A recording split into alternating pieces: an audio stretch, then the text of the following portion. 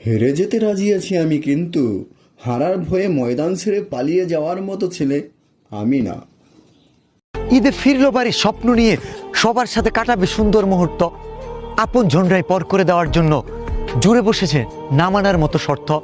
জায়গা জমি ভাগাভাগি হবে, কেউ বা হবে সংসার থেকে আলাদা। বৃদ্ধ বাবা মার কথা শুনছে না, মানছে না কোনো বাধা। ঈদ বড়দের কাছে জরুরি মিটিং কিংবা সৌজন্য সাক্ষাতের মতোই। এই জন্যই আনন্দ ফুর্তি হারিয়ে যায় আমরা বড় হই যত। আচ্ছা চাচা, আমি একটা জিনিস বুঝলাম না। আমার বাবা এত গরিব, তুমি এত বড় লোক হইলা কিভাবে? আর তুমি এত টাকা কই থেকে পাইছো?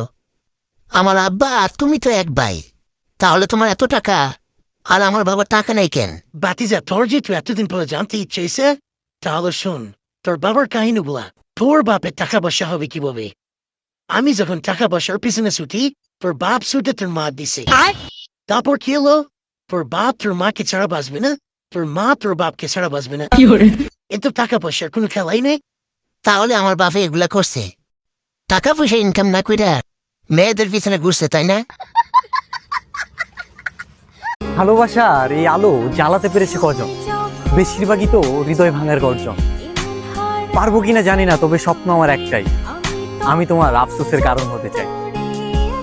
দেহটা ভোগ করা খুব সহজ জিনিস হয়ে গেছে, তাই না? খুব সহজেই একটা মেয়ের সাথে কথা বলে পটিয়ে দেহটা ভোগ করে ফেলা যায়। আপনার প্রেমটা যদি দেহেরই হয়, তাহলে পতিতারা কেন আপনার শ্রেষ্ঠ প্রেমিকা নয়?